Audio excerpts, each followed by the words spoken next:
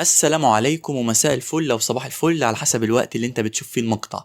مقطع النهاردة يا شباب مقطع رهيب ملوش حل، هيعجبكم بإذن الله. ده يا شباب مقطع عن شاب مغربي كده عمل موقف، حرفيا موقف شجاع، خلى كده علماء الدين في حالة، يعني في حالة كده تأثر وحالة اندهاش. ان شاء الله نشوف مع بعض المقطع ده النهارده، فما تنساش تعمل لايك وتشترك معانا في قناه جديد، ويلا خلونا نبدا ونشوف مع بعض المقطع.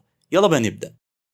هذه سفينة يا جماعة الخير، طلعت من أكادير مدينة ساحلية جميلة في المغرب. طلعت من هذه المدينة سفينة، وركب على ظهرها مجموعة من الركاب، من ضمنهم واحد اسمه أبو البركات يوسف البربري. مشت السفينة في عباب البحر حتى وصلت للمحيط الهندي. وفي المحيط الهندي مروا على مجموعة جزر اللي هي الآن تسمى المالديف. أبو البركات نزل في هذه الجزر، يبغى يستكشفها ويشوف وضعها لأنه هو رحالة. لما نزل في هذه الجزر أو في أرخبيل هذه الجزر في الجزيرة الكبيرة منها، طبعا لها ملك وفيها شعب، وكان شعبهم بدائي ويعبد الأصنام، التماثيل في كل مكان والأصنام في كل مكان. فلما نزل أبو البركات ضيفته امرأة عندهم، عجوز، امرأة كبيرة في السن، وجلس عندها. فكانت تقول له إنه عندنا إحنا عادات وكذا. من ضمن العادات اللي عندهم إنه عندهم كوخ بجانب الساحل. الكوخ هذا مليء بالأصنام. كل رأس شهر يعملون قرعة ويختارون بنت من البنات ويروحون يحطونها في هذا الكوخ ويربطونها قربان لشياطين وجن البحر، لأن جن البحر إذا ما قدموا لها هذا القربان ممكن تعذبهم وممكن تتسلط عليهم، فهم يقدمون هذا القربان حتى يتخلصون من خطر هذه الشياطين. فقال أبو البركات: متى بتعملون القرعة؟ قالت العجوز، قالت له قريبا بيعملون القرعة على رأس الشهر.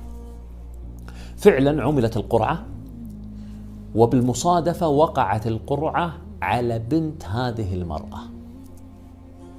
حزنت، بكت، ولولت.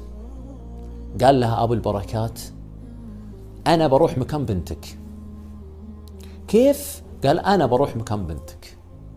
ثم أخبروا ملكهم وأخبروا الحاشية إنه في شخص رحالة غريب عن الجزيرة ناوي يروح مكان الجارية أو البنت هذه للكوخ هذا، كوخ قربان الشياطين. متأكد؟ قال متأكد. مرة ما عندك مشكلة؟ قال ما عندي مشكلة. وفعلا تجهز الرجل، توضأ أبو البركات وقال أذكاره وأوراده، ثم اتجه لهذا الكوخ. حطوه في هذا الكوخ المليء بالأصنام في ذيك الليلة في آخر الشهر أو بداية الشهر الجديد، وجلس فيه. لما أصبحوا جو مسرعين. ليش؟ لأنهم بيلقونه مقطع مهشم حتى يأخذونه ويدفنونه. لما جو ودخلوا الكوخ لقوا بالبركات قاعد. قالوا له: إيش اللي حصل؟ قال: ما حصل شيء، إلهي حفظني، إلهي ساعدني عليهم. أخذوه ودوه للملك. قال له: إيش قصتك أنت؟ قال له: أنا تحت حماية ربي وإلهي، كنت أقرأ كتابه في هذا الكوخ، كنت أقرأ كلامه في هذا الكوخ، وأنا ما أخاف منهم.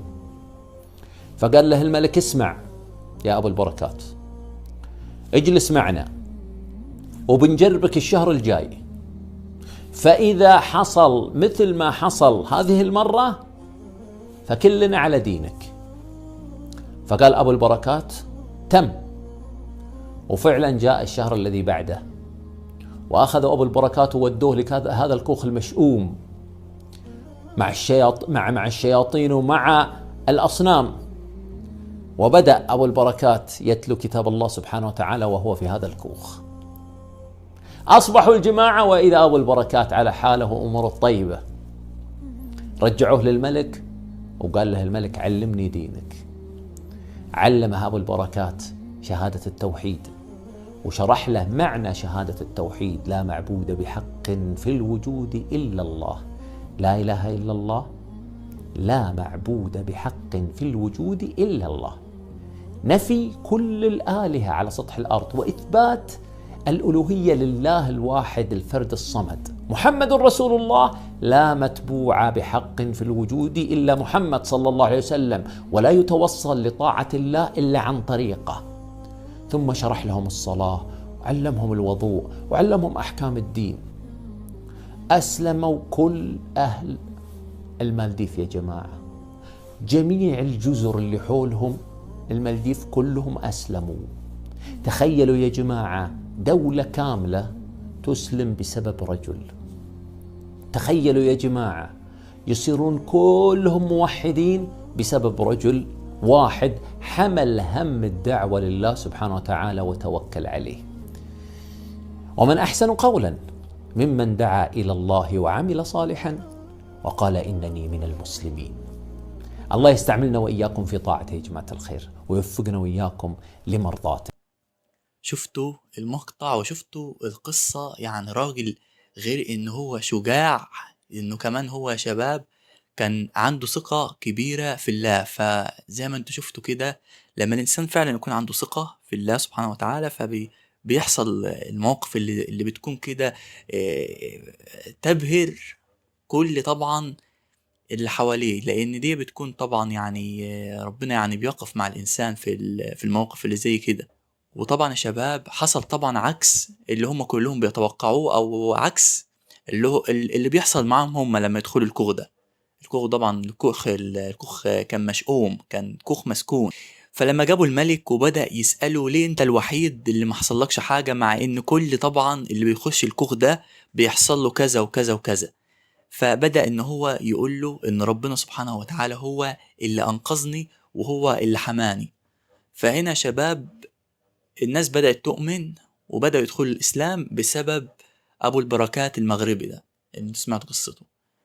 لحد هذه اللحظة جزر المالديف طبعا هي دولة، لحد هذه اللحظة هي يعني مسلمة. الدولة دي مسلمة، والسبب انت عرفتوه طبعا في المقطع ده. قال لك شخص واحد بس خلى دولة كاملة تدخل الإسلام بسبب موقف واحد بس، إن هو توكل على الله وكان واثق في الله. وزي ما انتوا شفتوا كده ده اللي حصل، وكانوا مقتنعين 100%. يعني دي طبعا أهم حاجة. وبس كده يا شباب، دي كانت نهاية المقطع. يا رب يكون المقطع ده عجبكم، فما تنساش تعمل اللايك وتشترك معايا في القناة لو انت جديد. لو انتوا عجبكم يعني النوع ده من المقاطع، ان شاء الله ننزل منها، بجانب طبعا الملاكمة. ونشوف طبعا يا شباب ان شاء الله كم حاجة تاني جديدة نعملها على القناة. فبس كده، ما تنساش تعمل اللايك وتشترك معايا في القناة وانت جديد. ويلا في امان الله وحفظه.